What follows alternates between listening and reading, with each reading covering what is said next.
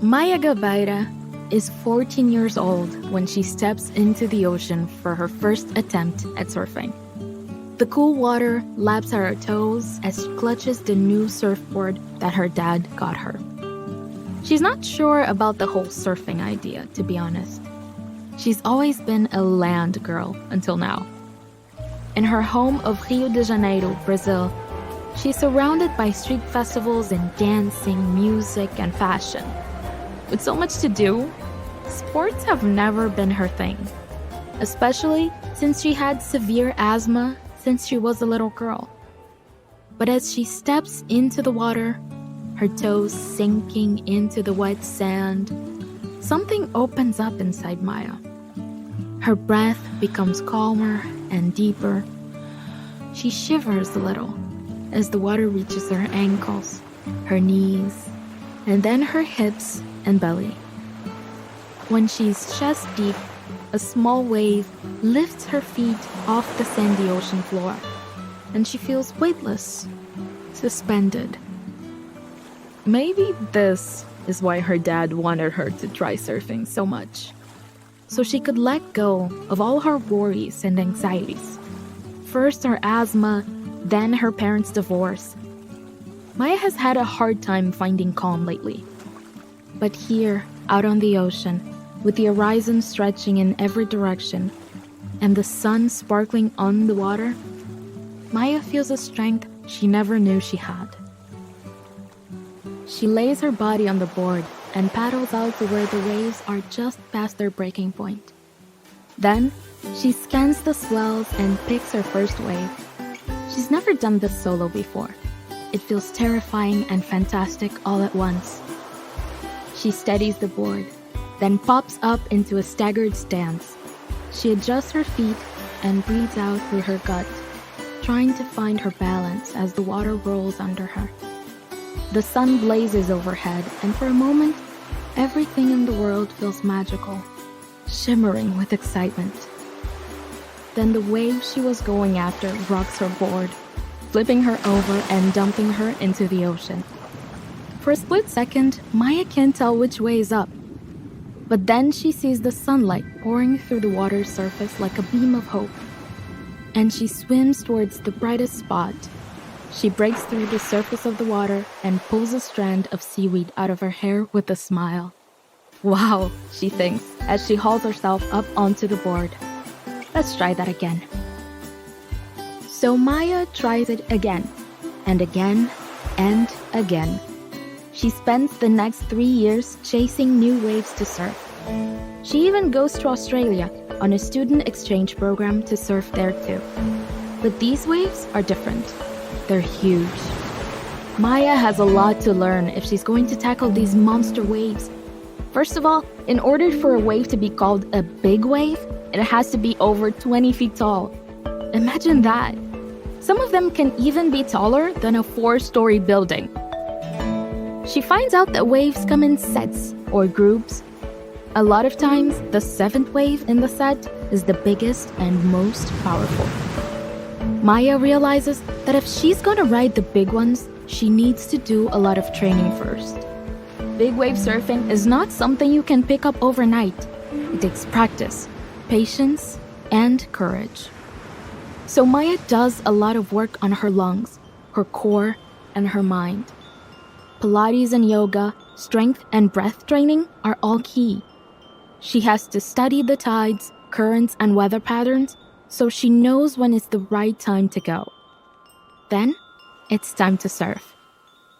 Maya trains hard and learns the ins and outs of big wave surfing. But more waves beckon, and her journey continues. When she turns 17 years old, Maya moves to Hawaii, a series of islands where the big waves are known to be amazing. She gets a job as a waitress to support herself and spends every second she can practicing her skills and studying the gigantic swells of Waimea Bay, dreaming of the moment when she will surf a big wave. On February 6, 2006, Maya borrows a 10-foot, 4-inch long orange and white big wave board from a friend and enters a surfing competition at Waimea. She surfed here before, but never on the big waves. When she gets to the beach that day, there's a crowd gathered, buzzing with excitement. Maya's mind is racing, her heart fluttering fast. What if she miscalculates and gets dumped under a whole set of waves? What if she gets caught on the undertow and runs out of air? What if? What if? But she can't let herself get caught up in a tide of self-doubt and fear. She takes a deep breath of ocean air and thinks about her first surfing teacher's favorite piece of wisdom. The ocean is always changing, so be prepared to change with it. It's true. Just a few years ago, she was angry and depressed, caught in a loop of self-doubt. And now, she's about to surf her first big wave. Maya focuses her eyes on the horizon and paddles out. The sets are already pretty big, and before she knows it, her wave is coming at her fast, a sparkling blue giant rising towards her. She paddles harder, faster, picking up speed and then positioning herself just so. Then she pops up on the board, feels that telltale surge of the wave cresting, and then she starts to fly. Not literally, of course, but she's surfing on top of a 30-foot tall wave. It's as tall as a telephone pole. But she can't think of that now. She has to stay balanced, bend her knees and aim towards the shore. As she does, a circle of white foam curls under her, enveloping her in a shimmering tunnel. She expertly guides her board through the barrel of the wave and emerges with both her hands up in the air and a huge smile on her face. She's done it. She really has. Maya has surfed her first big wave. She can hear the entire crowd on the beach cheering and clapping for her. She paddles back to the beach, beaming with pride, grinning, her heart thumping wildly.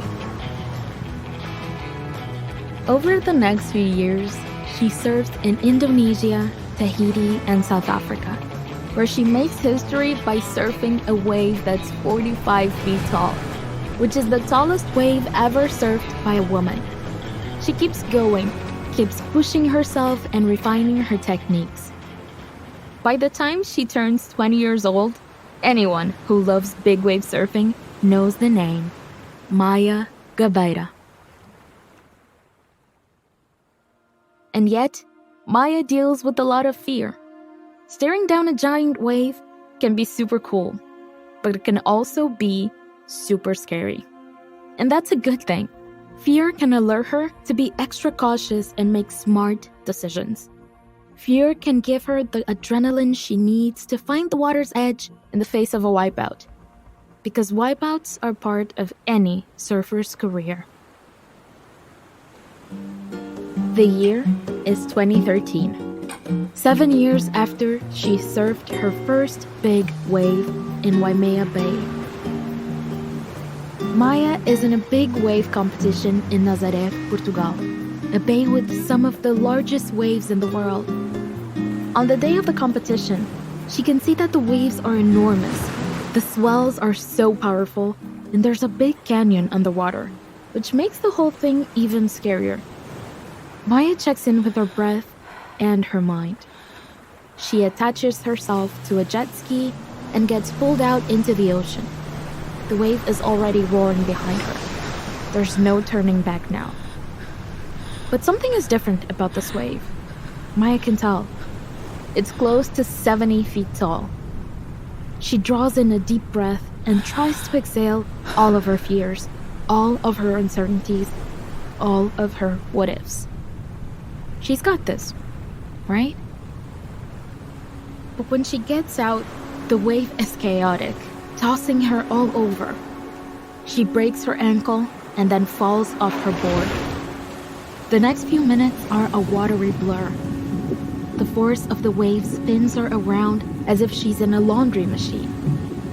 She gets back up to the surface, just in time for the next wave to crash down. This one rips off her life jacket and takes her breath away.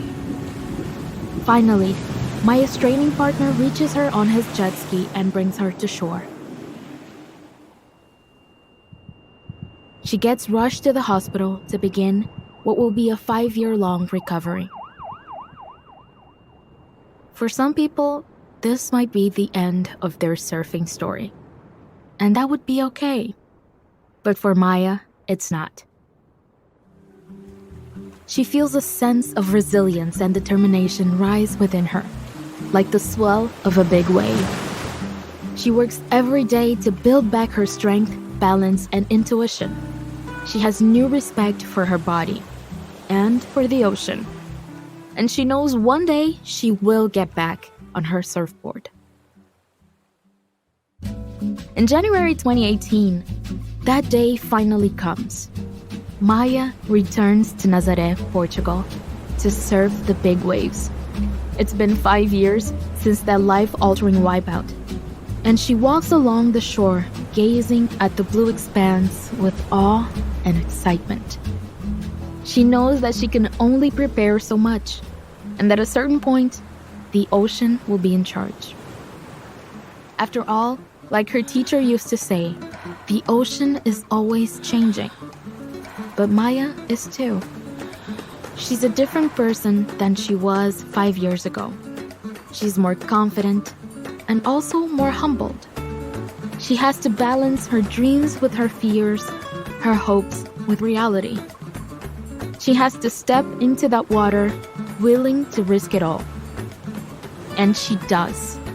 She channels her energy in long, deep breaths, and she gets into position.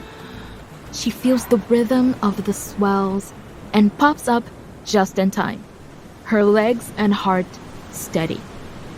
She sets her gaze forward, bends her knees low, and takes off. The wind is rushing past her, the waves cresting over her and trailing behind her in a cape of dazzling white foam. She stays steady and strong, and before she knows it, she's charging towards the bottom of the big wave, her voice rising in a cheer. When she gets back to shore, the crowd of spectators is going wild. Maya is back, and better than ever. She just surfed a 68-foot tall wave, the largest wave ever surfed by a woman. She just made history. Then, in 2020, Maya goes back to Nazaré, Portugal, to make history again. This time, she surfs a wave that's 73 feet and 6 inches tall, which is not only the biggest wave surfed by a woman, but also the biggest wave surfed by anyone that season. Maya continues to surf to this day. Every time she gets back in the water, she feels the same mix of nerves, excitement, and fear, and sets her sights on finding balance. But it's tricky. The ocean is always changing. And so is she.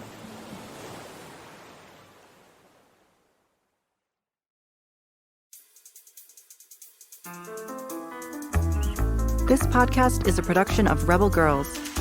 It's based on the book series Goodnight Stories for Rebel Girls. This story was produced by Haley Dapkus with sound design and mixing by Bianca Gan. It was written by Megan Bagala. Fact-checking by Joe Rhatigan. Narration by Nadia Calembe. Original theme music was composed and performed by Elettra Bargiacchi. Thank you to the whole Rebel Girls team who make this podcast possible. Stay Rebel.